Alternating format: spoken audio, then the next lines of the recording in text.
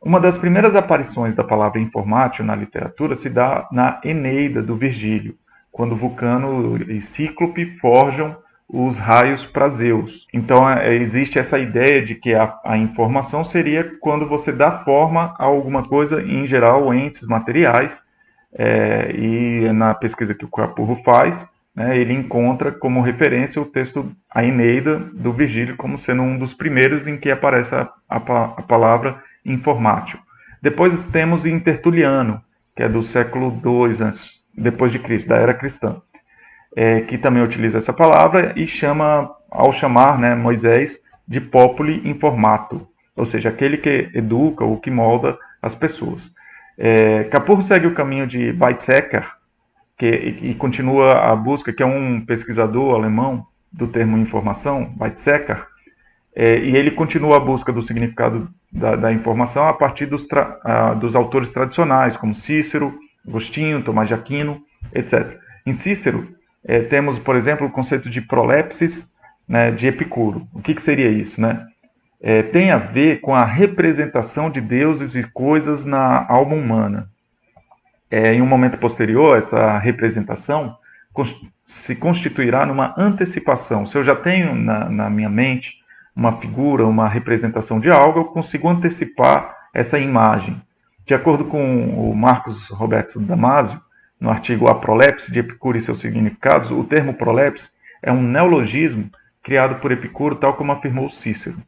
Para explicá-lo convincentemente, Diógenes Laércio recorreu a outros termos consolidados na tradição filosófica, como catalepsis, doxa orté, enóia, catoliquenoieses e outros. Né? Segundo Epicuro, a prolepse é uma retenção mnêmica, que é algo que é retido no intelecto, é uma memória, que é formada empiricamente, a gente tem um contato com os objetos, então se forma, né, essa impressão. A gente pode pensar isso como uma espécie de impressão que os objetos perfazem, né? O que os objetos acabam fazendo em nossa mente, eles imprimem a sua forma na nossa mente.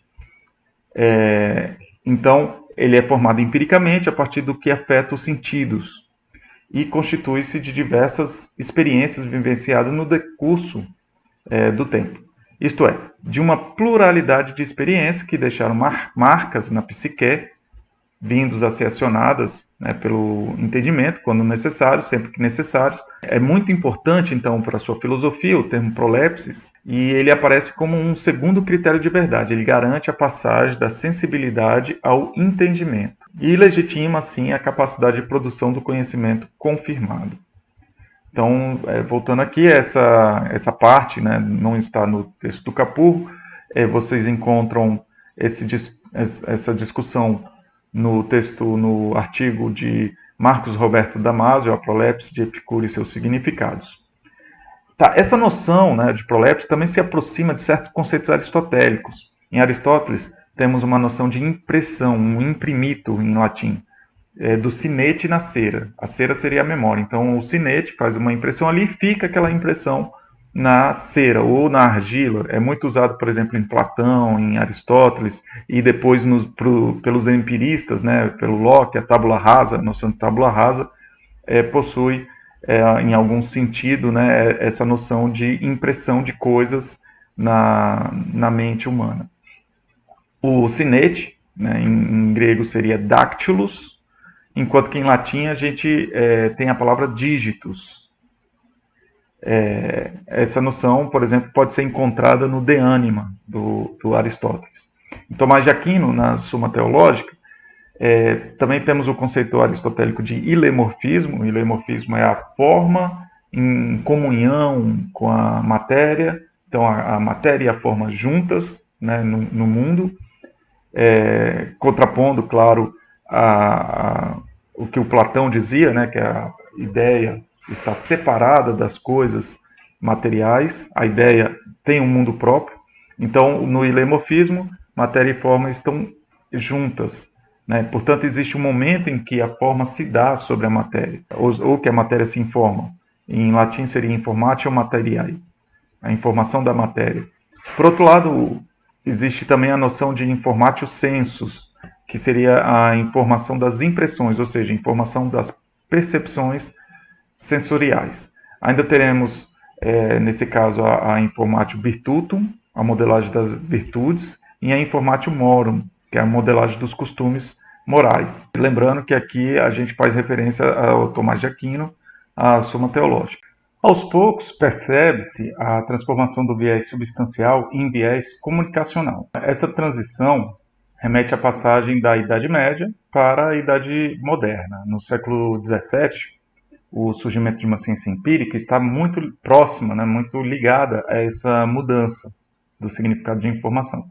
A perda do significado objetivo para o termo informação, na linguagem cotidiana, vai sendo percebida aos poucos na literatura especializada, filosófica, e esse significado objetivo sustentava que a informação se referia ao que dá forma substancial à matéria. O ganho do significado subjetivo, de um significado mais subjetivo, também aproxima o termo informação aos conceitos de comunicação.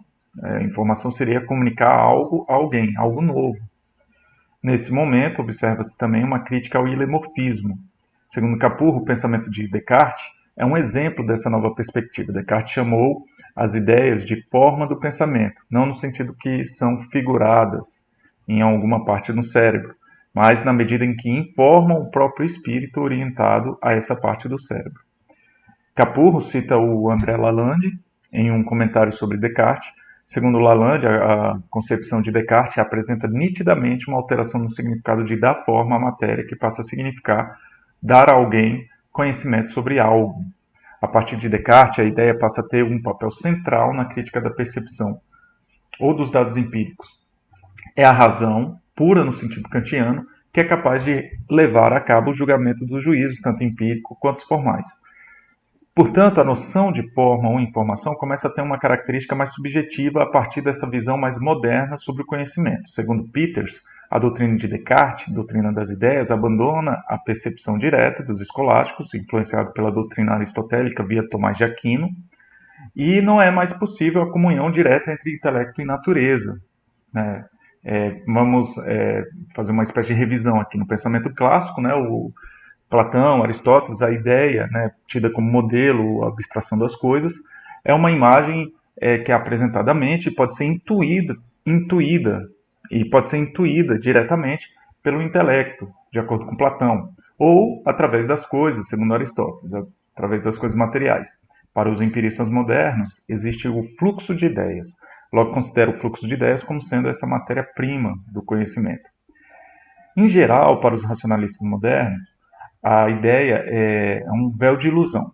Essa ilusão ela pode ser superada pela dúvida cartesiana.